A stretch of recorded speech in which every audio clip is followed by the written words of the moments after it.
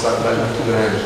Então, se você vê um pastor andando assim, você desconfia, que o peso da responsabilidade é grande. Quando alguém chega num púlpito e compartilha uma palavra que nós cremos que foi dada por Deus, ele está trazendo alguma coisa sagrada, alguma coisa eterna, alguma coisa que vai tocar em vidas, e isso não é brincadeira. Eu quero convidar você, todo mundo tem Bíblia aí? Abra no livro de Sofonias, né? Eu sei que é um livro que às vezes é difícil de achar, porque a gente não costuma ler muito, né? Mas está lá nos profetas menores, tem aqueles maiores, né? Daniel, Ezequiel e outros Els, né? Depois você vai achar Oséias, né? Joel, Amós, Jonas, Obadias, Miqueias, Naum, Abacuque, e depois de Abacuque vem um cara chamado Sofonias, que é parte dos chamados profetas menores. Não que ele fosse menor, mas é que o livrinho dele é menorzinho do que os outros profetas. Vocês acharam aí? Quem não conseguiu achar, vai na Bíblia, tem índice no começo, tá? Quem achou, fala amém. Amém. Quem não achou, fala Setebe. Bom, podemos compartilhar a palavra? Amém. Capítulo 1, a partir do versículo 12, diz o seguinte, e aqui eu vou contextualizar para vocês entenderem o que está sendo dito aqui. Sofonias, houve um momento da época do reinado de Israel, em que Israel foi dividido em dois, Reino do Norte e Reino do Sul. O Reino do Norte se chamava Israel e o do Sul se chamava Judá. E Sofonias foi um profeta que viveu mais ou menos em 600, ele nasceu, estima-se, em volta de 640 antes de Cristo, e ele profetizava para o reinado de Judá, que era do Sul. E o reinado de Judá, por volta de 589, 69, pastor, se eu não estou enganado, século VI, ou seja, uns 60 anos depois de Sofonias, ele entra em guerra contra um povo muito poderoso chamado Babilônia, e eles perdem. E aí o que acontece? Eles são levados escravos para a Babilônia, onde eles vão passar 70 anos como escravos. Tá? E Sofonias, nessa passagem que a gente vai ler aqui, porque é engraçado, a gente tem o costume de achar que profeta é aquele cara que vai falar alguma coisa que vai acontecer no futuro, né? Eis que te digo que amanhã ou depois vai acontecer isso. Só que se você for fazer um estudo sobre profetas na Bíblia, você vai ver que profeta é muito mais aquela pessoa que fala algo que o povo precisa ouvir. Ou seja, é um puxador de orelhas. Entenderam? Então, falar algo futuro é apenas parte do ministério profético. E Sofonias tem essa atribuição. Deus o chama e fala assim: aqui, Sofonias, tu vais ter umas palavras do meu povo de Judá. Por quê? Vivia cercado de povos que não eram, vamos usar uma linguagem comparativa para vocês entenderem, tá? Que não eram povos de Deus, ou seja, que se fôssemos tratar hoje povos que não são cristãos, né? E que recebiam muita influência daqueles povos. E é como um cristão que convive com um não cristão muito, e acaba recebendo muita influência e agindo de forma não cristã por causa disso. Está claro até aí? Amém. Então Sofonias, ele é chamado por Deus para dizer para aquele povo ali: olha só, vocês estão sendo muito influenciados por coisas que não me agradam, e se vocês não mudarem, vai vir juízo sobre vocês. E é um dia terrível que a Bíblia chama de Dia do Senhor. E no caso aqui, nós podemos aplicar esse Dia do Senhor para o dia em que a Babilônia virá e conquistará o povo de Israel, levando eles escravos para a Babilônia. Quando você estuda teologia, eu não vou entrar por esse caminho, porque aí seria uma coisa muito complicada. Você sabe que o Dia do Senhor, ele é um tipo, ou seja, ele é uma aplicação para o futuro da igreja, ou seja, para o futuro da humanidade, na verdade, que é o dia em que nós vamos estar face a face com Deus e nós vamos prestar contas de tudo aquilo que nós fizemos. Amém? Amém. Então vamos ler aí. Eu convido você a ler Sofonias a partir do capítulo 1, a partir do versículo 12 até o final. Então, o contexto está compreendido. Então são palavras do profeta Sofonias se dirigindo ao povo de Judá. Diz assim: naquele tempo, esquadrinharei a Jerusalém com lanternas e castigarei os homens que estão apegados à borra do vinho e dizem no seu coração: o Senhor não faz bem nem faz mal. Aqui eu vou fazer uma pausa só para dar uma explicação. Quando a gente fala de vinho aqui, não tem nada a ver com se alcoolizar ou coisa assim. É que quando você faz um processo de fabricação de vinho, fica a borra. Vocês já viram, às vezes, uma garrafa de vinho ou de suco de uva que fica um negócio no fundo meio, né, parece um restinho de uva agarrado que tem um gosto esquisito, que, né, bem na boca? Aquilo é a borra, é algo que deposita no fundo e que, se você faz aquilo com muito vinho, né, ou seja, um tonel enorme, fica uma borra enorme. Então a pessoa que anda naquilo ali, você sabe que vinha antigamente, já viu esse filme? O cara amassava a unha com a perna assim, né? Então aquilo virava meio que um atoleiro para quem fazia aquilo, né? Ou seja, não conseguia sair do lugar porque ficava meio que preso na borra do vinho. Então quando ele fala, né? Estão homens que estão apegados à borra do vinho, dizem no seu coração: o Senhor não faz bem nem mal. Ou seja, são pessoas que estão estagnadas, estão paradas e que não têm muito feito coisas além daquilo de onde elas estão paradas.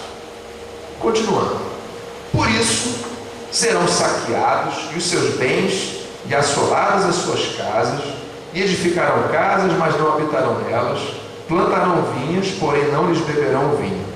Está perto o grande dia do Senhor, está perto e muito se apressa. Atenção!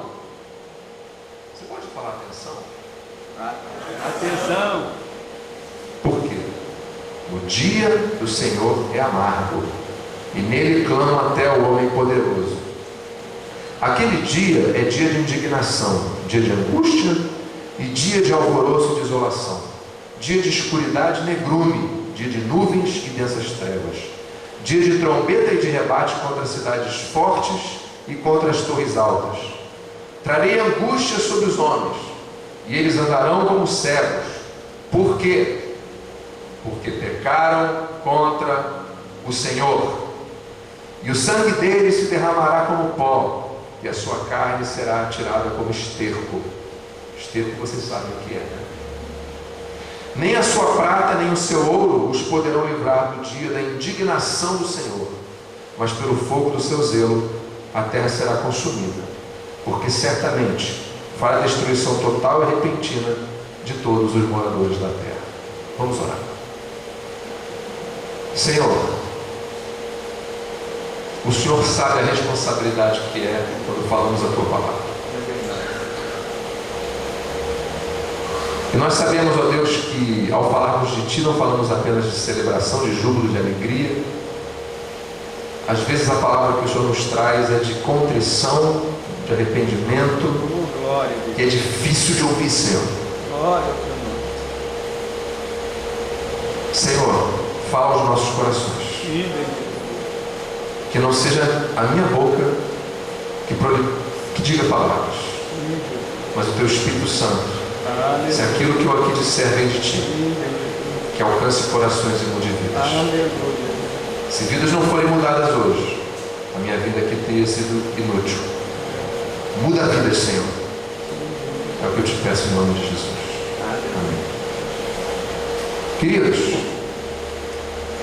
Deus é amor. Vocês sabem disso. Mas Deus é ira, Deus é justiça, e Deus aplica isso na nossa vida. Eu vou pedir desculpas ao pastor Josenildo, porque geralmente, quando se faz uma atividade para jovens, isso é mais ou menos habitual, o pregador chega e dá uma pregação de levantar, de incentivo, não é verdade? De vamos para frente, vamos fazer, vamos acontecer. E é um pouco difícil quando a gente traz uma palavra mais dura. Às vezes o pastor não gosta. Se não gostar, pastor, pode me puxar um sapão aqui que eu saio, tá? Fique à vontade. Mas essa foi a palavra que Deus me deu para vocês hoje. O dia do Senhor é terrível. O juízo do Senhor é terrível. Louva a Deus, porque vocês hoje, sábado à noite, não estão, sei lá, num baile, ou num bar, ou em qualquer outro lugar, mas estão na casa do Senhor. Isso me traz um alívio enorme. Porque quantas e quantas e quantas pessoas estão lá fora, e no dia do Senhor vão ter que ser deparar com aquele que é o justo juiz. E vão ter que prestar contas de tudo aquilo que fizeram. E eu quero propor a vocês agora um exercício de imaginação. Eu olho para vocês, a maioria de vocês deve ter, talvez, não sei, entre 11, 14, 15, 17 anos, né? E quando a gente tem essa idade, a gente geralmente, eu sei porque eu tenho 39, né? Uma vantagem de ter cabelinho branquinho aqui do lado, é que a gente já passou por onde vocês passaram, né? É bom, às vezes, você já ter ido à casa de alguém, porque você pode dizer para quem nunca foi, olha, você pega a rua esquerda, vai à direita, dobra à direita, e chega ali, depois daquela árvore fica a casa de fulano. Então quem já passou pelo caminho, às vezes tem uma certa experiência e pode compartilhar isso com os outros. Queridos, um dia você vai morrer.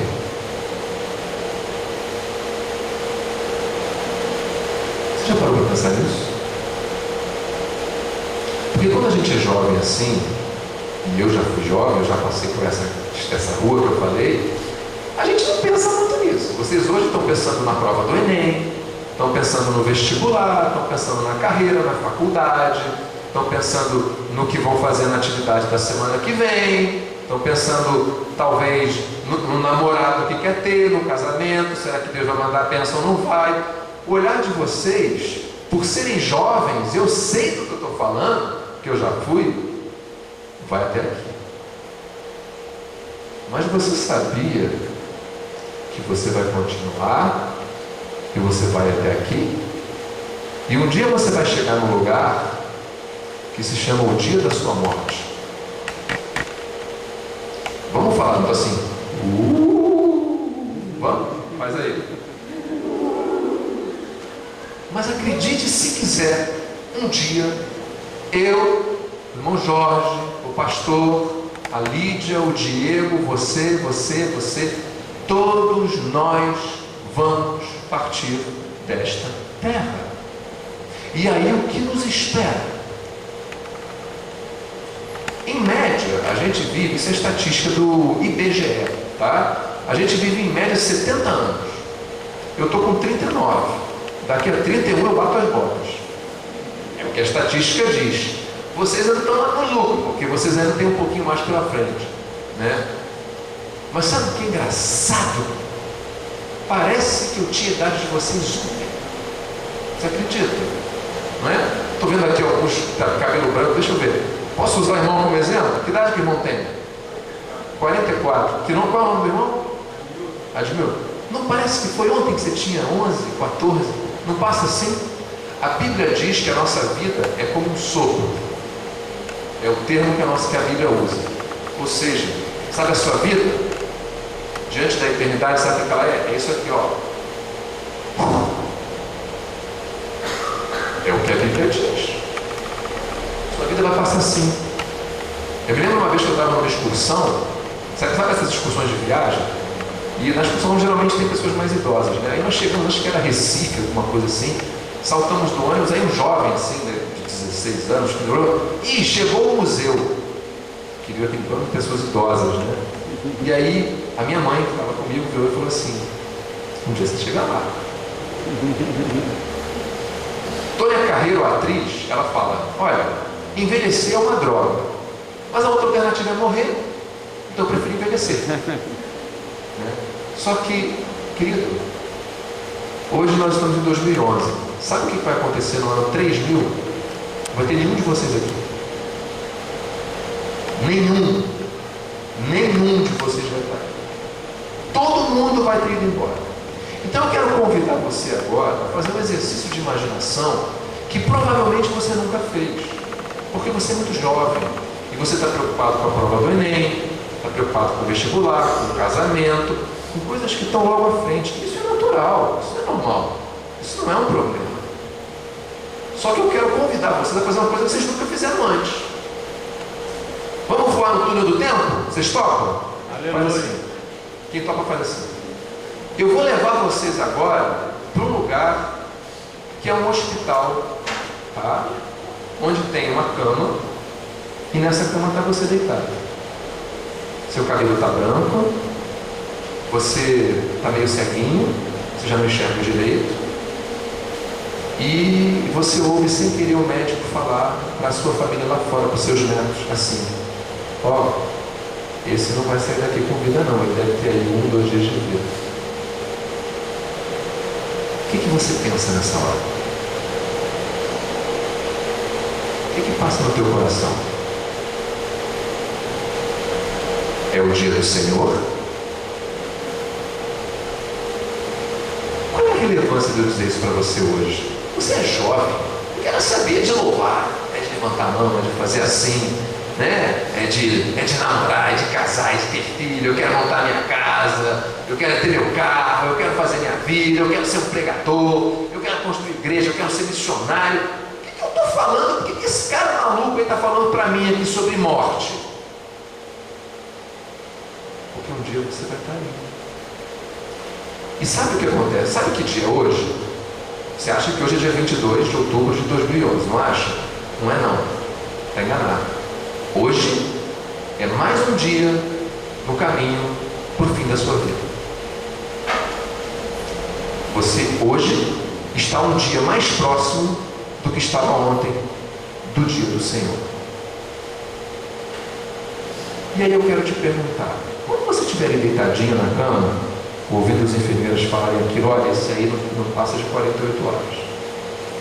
O que você vai pensar? E eu vou te contar uma história. Eu li um livro chamado Como Morremos, que foi escrito por um profissional que tratou de pacientes terminais ao longo de muitos anos. E ele escreveu nesse livro uma coisa que mudou a minha vida. Literalmente mudou a minha vida. Ele escreveu um monte de coisas, né? Que é como morremos no livro. Então ele descreve: como é que você morre de ataque cardíaco? É assim, assim, assim. Como é que você morre afogado? Entra o ar e aí o pulmão abre e você lê aquele livro assim, né? Mas teve uma frase que ele disse nesse livro que mudou a minha vida. Mudou para o resto da minha vida. Ele disse assim: olha, eu trabalhei 30 anos com pacientes terminais. Esses índios que eu falei para vocês, que ficam deitadinhos no leito de morte, sabendo que não vão durar mais do que 48 horas. E é lógico, você é um profissional que trabalha com isso, você vai conversar com essas pessoas, você vai estar ali próximo, atendendo, levando remédio, fazendo operação, o que for. E ele disse o seguinte no livro: eu nunca vi em 30 anos alguém chegar para mim e falar: ah, se eu tivesse ganhado mais dinheiro, ah, se eu tivesse comprado um carro do ano, ah, se eu tivesse investido nisso e naquilo, em bens materiais. O discurso é sempre igual: se eu tivesse passado mais tempo com a minha família, se eu tivesse passado mais tempo com aqueles que eu amo, como eu gostaria de ter podido fazer mais bem ao meu próximo, como eu gostaria de poder ter me dedicado mais à humanidade, como eu gostaria de ter feito a minha vida valer a pena. E aí eu pensei: um dia eu vou estar no meu leito de morte e eu vou olhar para trás. Vamos supor, eu falei 70 anos, vamos supor que eu morro com 70 anos, tá? E aos 69 anos e 363 dias, eu estou deitadinho ali, e eu vou olhar para trás e eu vou fazer uma retrospectiva. De que serviu a minha vida? De que serviu o meu... O que eu fiz? Eu vivi para ganhar dinheiro? Eu vivi para comprar um carro do ano? Eu vivi para comprar uma casa? E aí? Meu avô, tive um avô chamado João. Ele era camelô, vendia bilhete de loteria na porta da Rádio Nacional, na Rua do Acre, em 1900, e vovô criança. Comprou 4 casas em Olaria. Conseguiu ao longo da vida comprar 4 casas em Olaria. Foi o patrimônio que ele construiu. Sabe o que aconteceu?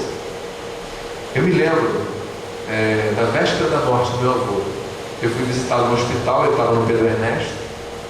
Eu cheguei na enfermaria, ele estava na enfermaria, com várias camas. E ele sentado na cama,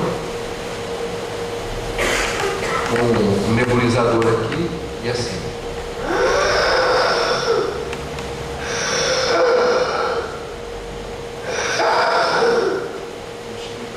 cheguei para ele e falei: oi, vô, tudo bem? E ele olhou para mim e fez assim.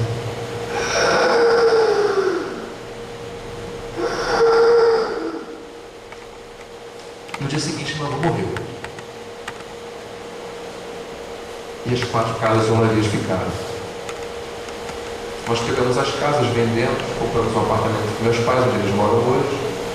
Mas o meu avô, que ralou de sol a sol a vida inteira, o que ele aproveitou daquilo? Sabe como foi o final?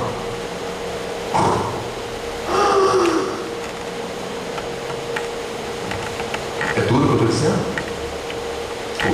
Mas eu pergunto, é